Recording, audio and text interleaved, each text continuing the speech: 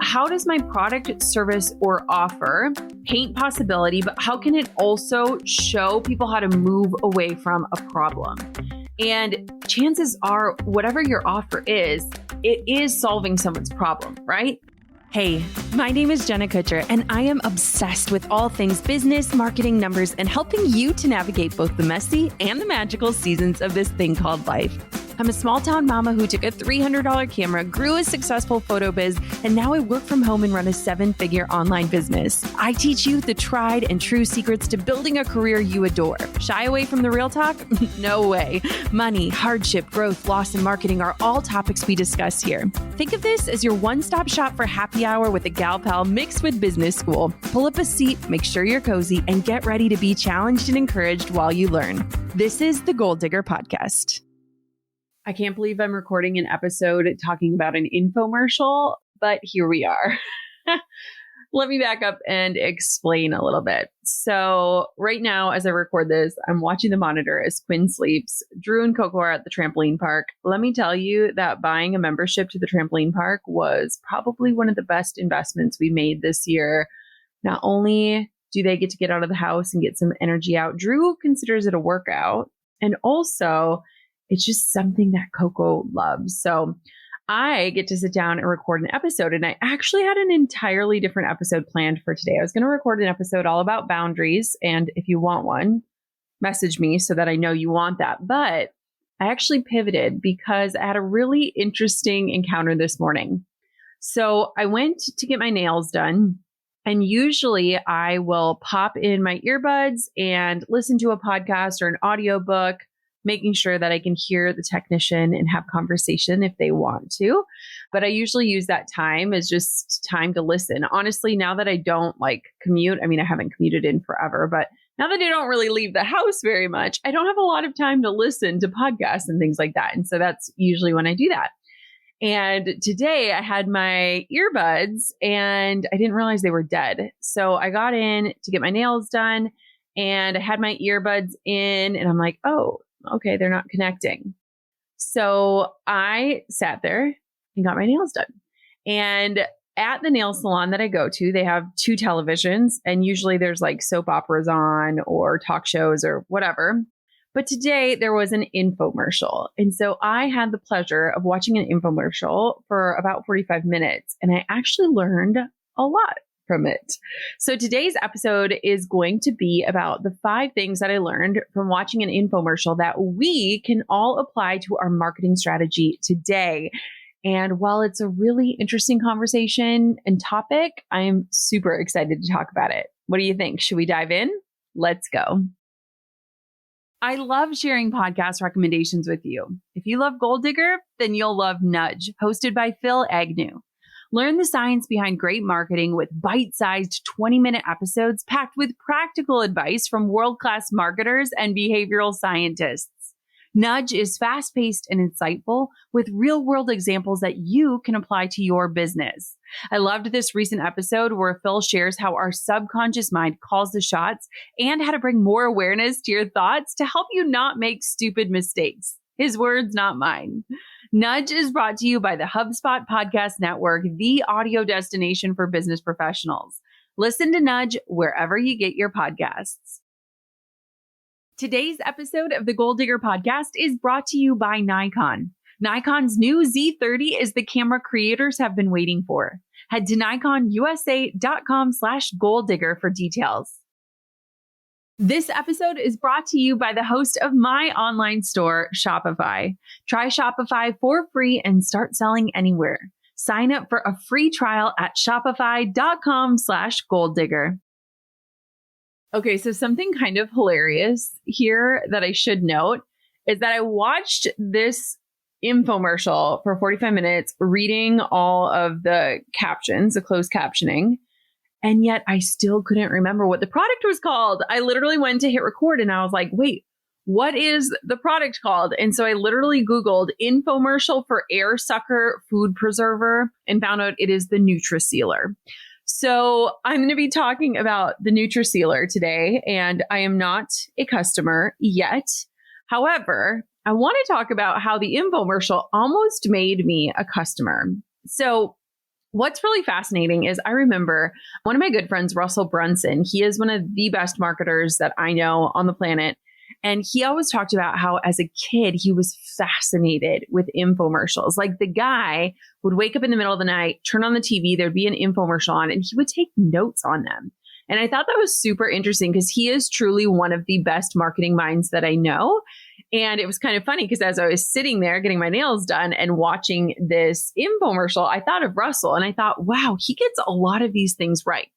And so I was intrigued to watch this infomercial and kind of ask myself, like, what are they getting right? Because here's something to note that I think is really fascinating when we think about marketing strategy is if you are doing an infomercial, you have a huge task at hand, right? You are spreading your net so wide and you're hoping that somehow you hook a viewer into watching you, especially these days when we have so many different options on the TV or streaming. Like we can literally just change a channel and watch anything else. And so it's fascinating to me that infomercials are still a thing and that they're still an effective way to sell something. But when you think about it, to have a successful infomercial, you have to be able to stop someone in their tracks in their life. So I always imagine like a mom washing dishes at the sink and the TV is on in the background, or someone who has insomnia who turns on the TV. You have to catch them and hook them so that they continue to watch in the time that they're watching, make a purchasing decision. It's really fascinating when you think about it, because nowadays, for many of us, especially people listening, if you're a small business owner, or maybe you have like a local based business, you're not casting that wide of a net. Like you kind of know, these are my ideal clients. I want to speak to them. I want to reach them. But I think because of infomercials' broadness and this ability to like stop someone in their tracks and make someone who probably doesn't even have this product on their radar make a purchasing decision on the spot, if that's their goal, I think we can learn a lot. So here are the 5 things that I picked up from this infomercial that I think we all could apply to our own marketing strategies, myself included, that would help us to market better and help people make those purchasing decisions quicker and with more confidence. So the first thing that I caught that I thought was really fascinating was the product positioning. So one thing I noticed is with this Nutri Sealer, they were really good at positioning their product. They were the quote, only one who did these certain things. They had a lot of exclusive talk. They made sure that you understood that theirs was superior to the rest. They had specific patents. They kept bringing up this technology that allowed them to double seal, which is something that no other sealers can do. And what I think is really interesting about this method is they made you think that you didn't need just any vacuum sealer. You had to get theirs. And I thought this was a really cool marketing strategy because a lot of times we don't know our own USP. Our USP is our unique selling proposition.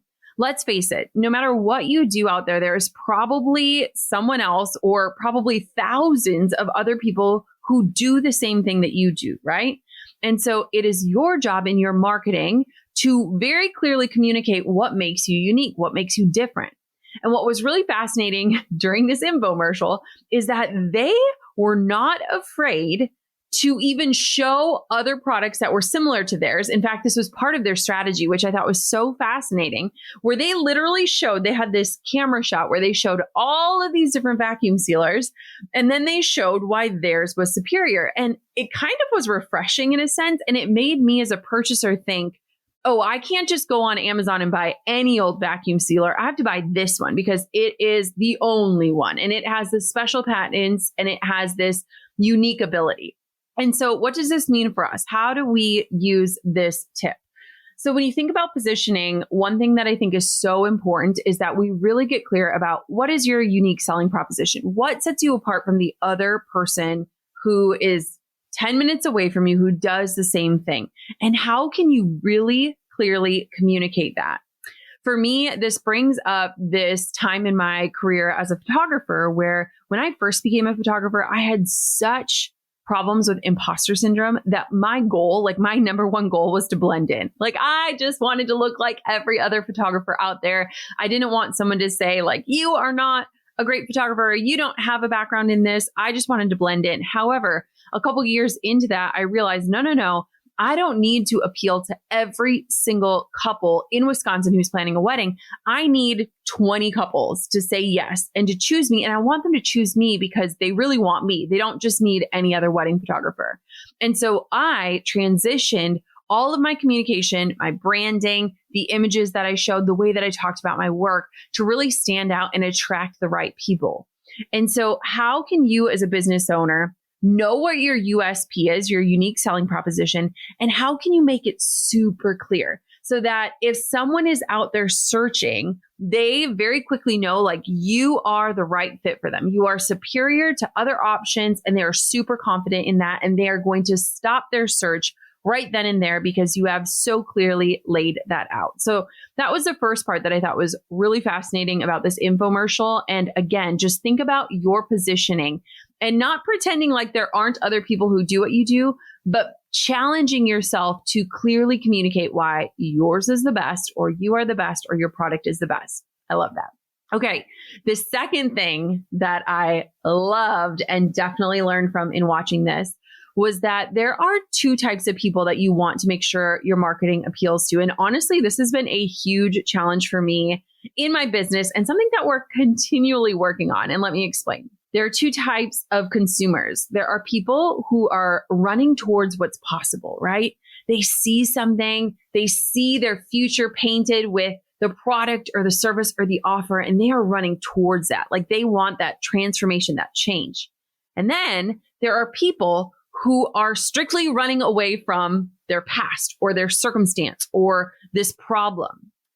And what's really interesting is I am a very aspirational marketer. Like to me, I love painting the possibility for people. Like my marketing is usually geared towards the people who are running towards, like they want something different for their life or better for their life. I love writing to those people, but it's kind of 50-50.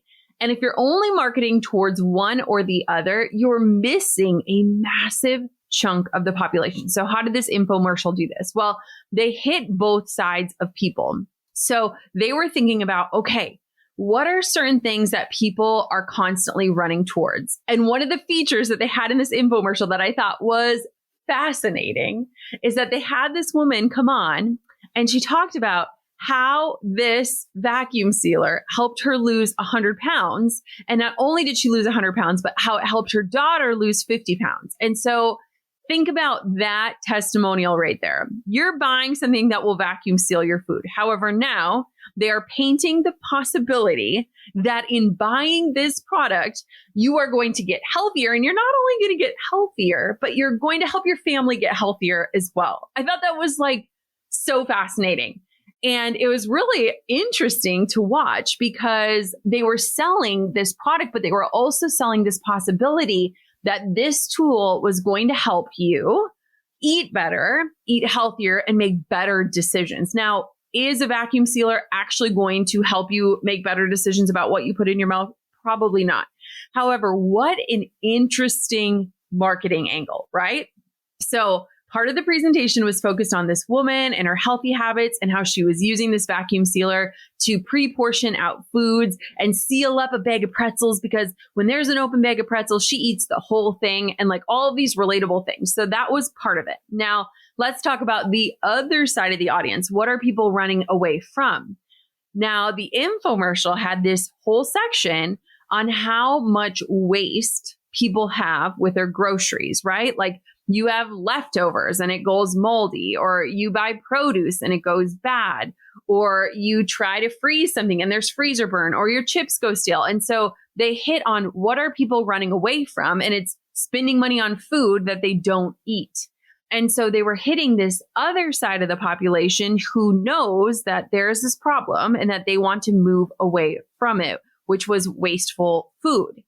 And so I thought this was super interesting because if you think about it, like a woman losing 100 pounds, her daughter losing 50 pounds, and then also on the flip side of the coin, how much food we waste, and the average American spends X amount on groceries that go uneaten and all these things. This is all inside of one infomercial, and it somehow worked because they segmented out their marketing sections to appeal towards the people who are running towards possibility, but also the people who are running away from a problem. And I thought that this was a really interesting point for a lot of us as marketers because we tend to write our marketing copy through the lens of what we as the consumer usually desire. Like, again, I am like, paint me the possibility. I want to run towards it. But when you are only writing your copy and you're marketing towards one person, you are missing so many other people. And so there are a few different ways you can do this. So the first thing you want to think about is, how does my product, service, or offer paint possibility, but how can it also show people how to move away from a problem? And chances are, whatever your offer is, it is solving someone's problem, right? That's like usually what we create businesses out of, is the ability to create something that can change someone's life. And so what I would recommend doing is doing a review of your copy and thinking through both lenses. And if you know someone in your life who might be the flip side of the coin of what you are, invite them to read it and be like, what do you think about this? Because here's the thing. I remember debating this with one of my marketing friends because he runs away from problems. I run towards possibility. And I had him like read some of my copy and he's like, yeah, I don't care. Like, that doesn't resonate with me. Like, I just never want to go back to a life where I don't have choices. Like, yeah, it's cool that like you can have this freedom and stuff, but like, I don't even think about that because all I'm thinking about is like, I don't want to go back there. And so it's really important that we try to balance, and that we also try to make sure that the way that we communicate what our product, service, or offer is, that we're doing it in a way that will appeal to all of those audiences. So I thought it was just really fascinating in the infomercial. They hit both of them with very different angles. And while it was all a part of the same presentation, it made sense in how they separated those portions, but it also would appeal to different people in different ways. Super interesting, right? Okay, so number 3 is we need to get better as marketers at demonstrating. And this became super apparent to me as I was watching this infomercial. They showed so many different ways to leverage this one product. And of course, when you have, cameras and lights and a whole crew producing an infomercial, it's really easy to demonstrate. But it got me to thinking, how many of us are not demonstrating how our products can solve a problem? So if you think about it, your product, service, or offer should do one of these 4 things. It should save someone time, make them money, simplify a process, or add joy to their life. And there's a really good chance that your product does one of those things. And so how can we get better at demonstrating this? What kinds of things could we add into our marketing that would help someone see and imagine this product in their life? So in this infomercial, they had all these different demonstrations. I mean, what was really interesting is that while they were talking about the product and the uses for the product, they were also showing how it worked. And I thought this was really cool because it challenged me as someone who has a lot of digital products to think, how could I demonstrate this better? Like, how could I give tutorials or even time lapses and show people how to use this product or what it looks like? How could I do sneak peeks of what my courses are or how you can access them? How can I demonstrate this better so that someone who is watching or consuming starts to imagine themselves doing what I'm doing? And so it was really interesting because I thought that it was a really cool way to show all of these different uses for one product. So for example, they were talking about leftover pizza and they were like, your leftover pizza will never turn into cardboard again. Then in the next frame, they're showing how you can pre-portion out different snacks. Then in the next frame, they're showing how you can portion out your vitamins. I mean, there was so many different uses that they were demonstrating. I just thought it was really interesting because they were thinking about like, here are all the ways that someone can use this. And I'm sure some of them were not the original intent of the product. However, they probably were paying attention to like, oh, wow, that was smart. Like somebody used this to pre-portion out shampoo for their trip. Like that's a great use. And so they were showing all of these different uses for their product. And I think a lot of times we kind of get backed into a corner with our own offer because we think, okay, this is how people are going to use it. This is how they're going to enjoy it. This is the end result. But to me, if we could gather feedback from our customers or our students or our clients and say like, tell me, how did this save you time or make you money or simplify your process or add joy or show me how you're using this? You might be able to expand how you can demonstrate how this product will change somebody's life. The other part of this that I thought was super, super interesting is that they were tying the uses and the demonstrations into these end results that would make you feel like $1,000,000. So for example, they were saying like, hey, you can vacuum seal a fresh apple pie so that in the dead of winter, when there are no apples on your tree, when a guest comes over, you can whip out a fresh apple pie and you will be the best hostess. And I was like, wow, they are really hitting on these goals that people might have for themselves and really kind of painting this possibility beyond just you're going to have a fresh apple pie 6 months from now, but now you are going to be this incredible host and people are going to wonder, how does she have a fresh apple pie right now? And I just thought it was really interesting that they were not only demonstrating the uses, but then connecting those uses to end results. So how can you do this better in your own marketing and what can that look like?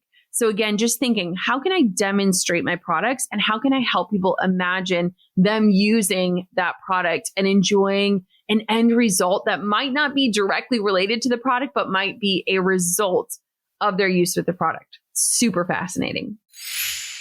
I know something about you. You're busy. Chances are that you're listening to this podcast and you're probably doing something else too. Mastering the art of working out, walking the baby in the stroller, washing that sink full of dishes. And honestly, we get it. When you're having conversations with your customers, the same is probably true for them. They're juggling just as much. And it can be hard to give a true experience in just a moment, especially when we're all so distracted. HubSpot helps you go beyond the moment by connecting you and your team so you can access all the data you need to see the full customer picture, what motivates them, what their expectations are, and how you can blow them out of the water with your service. With powerful tools that connect marketing, sales, ops, and service, HubSpot's powerful CRM platform powers you and your team to transform customer moments into extraordinary customer experiences. Learn how HubSpot can help your business grow better at HubSpot.com. You know the $300 Craigslist camera that started all of this? It was a Nikon. For the last decade, my life, my career, and photos have been fueled by Nikon. Nikon just introduced the camera creators have been waiting for. Meet the Z30, a camera with crisp 4K, worry-free autofocus, low light capabilities, and quality sound. Does it sound like a dream come true? Well, it is. This is a camera made with creators, vloggers, and streamers in mind. Paired with the creator's accessory kit, you get extra features like a handheld grip, Bluetooth remote control, and an on-camera microphone. The Nikon Z30 will simplify your creator process and make you look like a pro. Get your Z30 today at nikonusa.com/goaldigger. That's nikonusa.com/goaldigger. Have you ever experienced that feeling of making money while you sleep? There's literally nothing like waking up to that email from Shopify saying, you've made a sale. Shopify makes it easy to sell to anyone from anywhere. Whether you're selling digital downloads or physical products, which I've done both, start selling with Shopify and join the platform that is simplifying commerce for millions of businesses worldwide. With Shopify, you'll customize your online store to your brand, discover new customers, and build the relationships that will keep them coming back. Shopify covers all the sales channels to successfully grow your business, from an in-person POS system to an all-in-one e-commerce platform, even across social media platforms like TikTok, Facebook, and Instagram. And thanks to 24/7 support and free on-demand business courses, Shopify is here to help you succeed every step of the way. It's how every minute new sellers around the world make their first sale with Shopify. And you can too. When you're ready to take your idea to the world, do it with Shopify, the commerce platform powering millions of businesses down the street and around the globe. Now it's your turn to try Shopify for free and start selling anywhere. Sign up for free with a trial at shopify.com/goaldigger, all lowercase. Go to shopify.com/goaldigger to start selling online today. That's shopify.com/goaldigger. This is Possibility powered by Shopify. Okay. Number 4 is this, and this is something I think we all could get better at. Leverage other people to speak about your product. So while I was watching this and kind of deconstructing how they were doing what they were doing, I noticed that they had the main guy who was the host. I don't know if he was the inventor or the CEO or anything, but he was the main guy. And then he invited this woman on, and she started talking about her experience with the product and showing the product. And this was the woman who lost 100 pounds. And then they show a picture of her daughter who lost 50 pounds, who's now in a bikini, and all these different things. And they had this really interesting dynamic. So he was kind of more features based and she was more like painting the possibilities. And I thought it was really interesting from a marketing standpoint, because a lot of times we are the ones with the megaphones about our own products, right? And I don't know if this goes for you, but sometimes talking about our own creations is really awkward. I have been in rooms with hundreds upon hundreds of women, and I'll ask who here loves to sell? And very few hands go up. Selling is really awkward and uncomfortable. And a lot of times we are so close to the own details of our products that we kind of get lost in the features, and we kind of forget okay, how does this feature tie to an end result that a consumer would want? And so I really thought it was interesting how they were bringing on different people who were customers of this product to talk about it. And I thought it was a really good challenge for us as marketers and small business owners to really ask other people to step in and help us sell our products. Because I don't know about you, but I am someone who reads reviews before I buy things. I love crowdsourcing solutions and products and things like that. I don't necessarily want a company to give me a biased opinion on their product. I want to hear from real people who are just like me, who paid for something and what their experience was. And so this infomercial did a really good job of that. Now, here's the second part of this. They stop the part with the host and the woman, the co-host, and then they scoot to this testimonial. And in the testimonial, they made it look like it was a Facebook post. So they made it look and feel like it was organic marketing. This woman just so happened to post this video. And it was this mom with this little baby. And I'll never forget, the mom's name was Gina and the baby's name was Gigi, which I thought was very interesting. And Gina is kind of juggling the baby and holding up her little vacuum sealer, the Nutri Sealer, and talking about all the ways that she uses it. And she used a ton of language that would appeal to moms. So she was saying things like, being a mom, you're already busy enough. You're juggling all the things.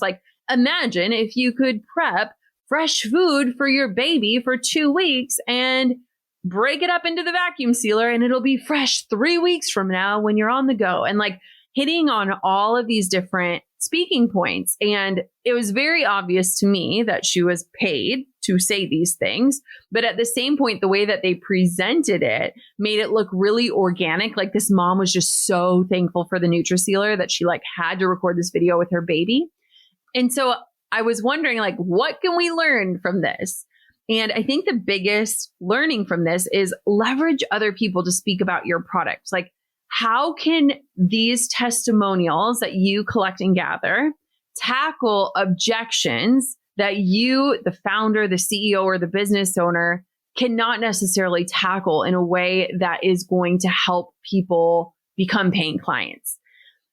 For me, it was really interesting because the guy who was the main host, he didn't necessarily sell me on it. And for reference, I did not buy a Nutri Sealer. However, I was shocked at how close I was to wanting one, even though 10 minutes before sitting down at the nail salon, I had never thought of ordering a vacuum sealer in my entire life.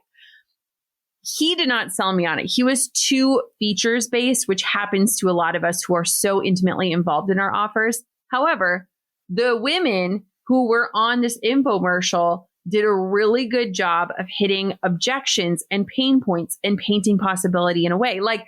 I was thinking as the mom was talking about, imagine having this fresh food for your baby. Of course, every mom has this deep desire to puree perfect organic squash and have it ready to go at the drop of a hat. But most of us end up buying the jars or the pouches and calling it a day. And so it was painting this possibility of like, wow, you can be the type of mom you want to be, and you can be efficient and you can save time and all of these things. And so it was very interesting. And so one thing that I want for you to audit in terms of your marketing is, are there ways that you could leverage testimonials to help you sell your product in a new way? One thing that we do that I think is really helpful, and something that I noticed in the infomercial, is that they leveraged other people speaking about the product to hit objections. And so when you are thinking about what are all the reasons why someone is not buying my product, service, or offer, you should be able to come up with a list of objections. And you don't just want to stop at, it's going to take time and money, because those are the two main objections for every single purchasing decision out there. But what are other people's fears around investing in what it is that you have? And then how can you crowdsource testimonials where people had that fear and they overcame it? Now, something important to note here is that if you want to leverage this technique, you've got to be collecting testimonials, and you've got to be actively doing that, and not just waiting for people to leave you a review, but making it a part of your follow-up process. So asking people outright, like, hey, are you willing to leave a testimonial? And if you are, can I provide a quick framework that will help you to write the best testimonial? And it'll simplify it for you. Because guess what? If people are willing to write testimonials, chances are they would love a framework to leave you a testimonial that will actually be helpful for you. And so when you ask people for testimonials, you want to ask them questions like, what fears did you have before you bought this product? Did those fears come to light, or were they unsubstantiated? What was your outcome? How did that outcome change your life? What did it make you feel like? What is something unique that you wish people knew about this product, service, or experience? And just guide them through questions that will allow them to write an awesome testimonial, but it'll also allow you to really look at, oh, these are real objections that people have. And I can use this testimonial in a way that will speak to that very clear objection and also help people overcome it. And I think what happens a lot of times is that in marketing, we try to avoid the objections, right? Like we're like, if we bring this up, it's only going to remind people that they're already scared. People know what they are afraid of. Like, you are not going to remind them of their fears around purchasing. And so I think that it's pretty cool as a marketer to be like, hey, I know you're thinking this, and this is so-and-so's experience. She felt the same way, and this is what happened. And so I think it's really cool as a marketer to like hit it on the head instead of trying to avoid it. And I thought it was really interesting how this infomercial did that, using other people and other experiences, and also kind of spanning the different generations. I'll say this because, as I said at the beginning, infomercials have to cast a very wide net. And so what was really fascinating is they had like this young mom, and then they had a woman in her 50s, and then they were showing stories about other people. And so they were trying to cast a really wide net for people that were watching this infomercial to try and hit something that will relate to them, that will help them get off the fence. Okay, final point is this: getting off the fence requires urgency. So all of us have watched infomercials, right? Like but wait, there's more. If you buy this right now, or if you call toll free, you will get a second one for free. Only pay shipping and handling. We've all seen that, right? Well, infomercials get that right. I mean, there is a massive amount of urgency in the way that they craft their deal. And something that I would encourage you to do is, one, find an infomercial and just watch and like see if there's anything you pick up beyond all of these things I'm sharing. But the thing that you really want to pay attention to is the ways that they add urgency and sweeten the deal to get you off the fence. One of the biggest problems that marketers have is that a lot of people are just indecisive, right? We are constantly bombarded with marketing messages. We're constantly being sold to so much that we almost just kind of tune it out. Like, it's become such a part of our daily life, this exposure to sponsored content and promotions and sales and things that we need to buy, that we have gotten so numb to it. But what's really fascinating is the ability that an infomercial has to help you make a decision before the clock ticks to zero. And so they had this exclusive deal that you can only get if you use this special promo code and you call right now and you get on the phone and you ask about this special upgrade. And they had all of these different time sensitive incentives that will allow someone who is watching the infomercial to make a decision. And here's something that I think is really cool is as marketers, it is our job to guide people into making a decision and to not guilt people about the decision they make. I think that's huge, right? As marketers, it is our job to guide people into making a purchasing decision and not guilt them for making the decision that they make. And I think that that point right there is worth gold as a marketer, because you are supposed to be guiding people on the path of making this decision. So through your marketing, you want to position yourself. You want to market to people in a way that appeals to them. You want to demonstrate how your product, service, or offer is going to change your life. You want to combat their objections, and you want to help them make a purchasing decision. And this is something I think about a lot. Like when I do webinars, I just want people to make a decision, because there is nothing worse than moving through life and not making decisions, just staying on the fence. I think that for a lot of us, purchasing decisions are often made for us with the clock, right? So we're like, oh, I'll get around to it. I'll think about it. And then we miss out on an opportunity and we never actually made an active decision. And so infomercials are notorious for adding in all of these things to help you make that decision, which ultimately they want you to obviously buy. But I thought it was just really interesting in how they peppered their call to action throughout their marketing, right? So they're not banking that someone is going to watch the entire hour-long infomercial and they're going to pop in the call to action in the last 2 minutes. They are peppering the ability to make a purchasing decision throughout the infomercial. What does this mean for us? In your marketing, you want to make sure that your call to action isn't at the bottom of an email or the bottom of a sales page or the bottom of the product description.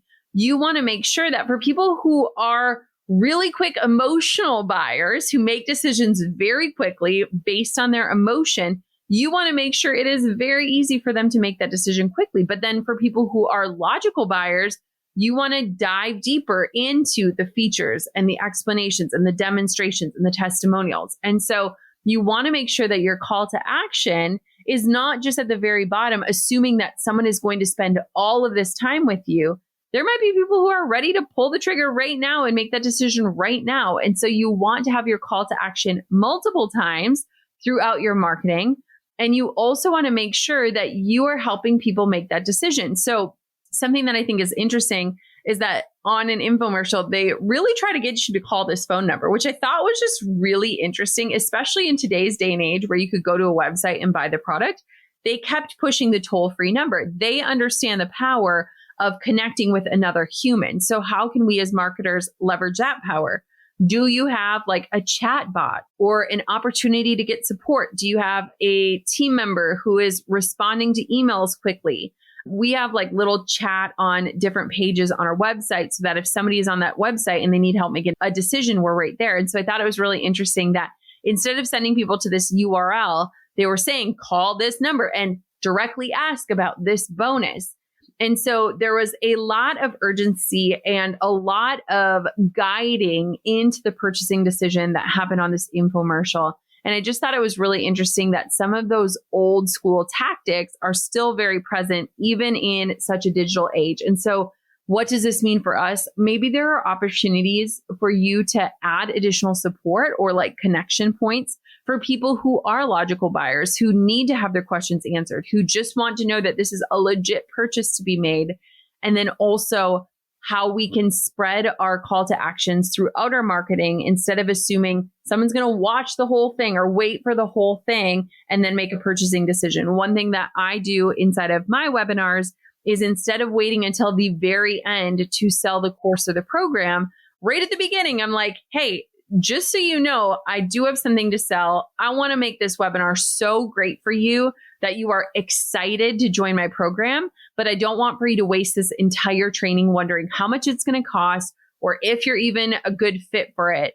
So if you are curious right now, here is what the offer is. And I quickly review that offer right at the beginning so that if somebody has to jump off or their kid comes in or they get distracted or they get a phone call, they know that there is something that they can join in on and that's available for purchase. And those might be the emotional people who are like, oh, I already know I need this. I'm just going to buy it. I'll jump into the full paid training later. And then at the very end, for all the logical people, then I review the offer and walk through every single part of it at length. So just showing how this infomercial marketing is applicable in our digital age and how you can steal these tips and tricks for yourself. Well, there you have it. I mean, I'm actually really shocked that I didn't buy a Nutri Sealer. Here's why I didn't buy it, to be fully honest. And maybe they can take this as an objection, not that they're actually going to listen to this episode. Here's why I didn't buy it. It looked really bulky. And I was thinking, where would I keep this thing? And then I was also thinking about how there's a lot of single-use plastic. That's probably not good for the environment. I don't know. Those were the thoughts, the objections that went through my head.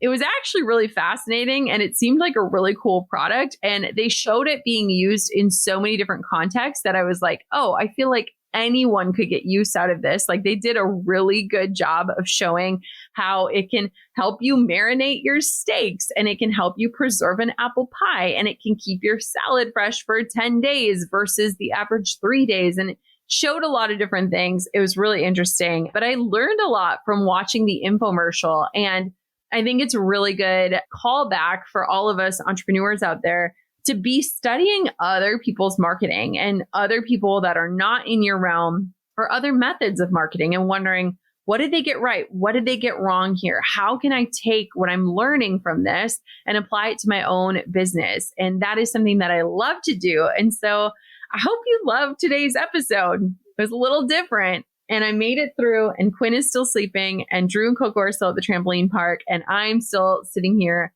thinking about a vacuum sealer, but I hope you enjoyed today's episode of the Gold Digger Podcast.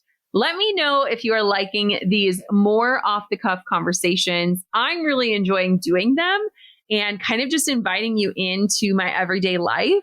And so hit me up in the DMs. I love hearing from you listeners. And I just want to know if this type of episode and conversation is resonating. As always, Gold Diggers, until next time, keep on digging your biggest goals. And thank you so much for listening to another episode of the podcast. I'm over here giving you a virtual high five because you just finished another episode of the Gold Digger Podcast. Did that go by way too fast for anyone else? If you want more, head over to golddiggerpodcast.com for show notes and all the discount codes from today's sponsors.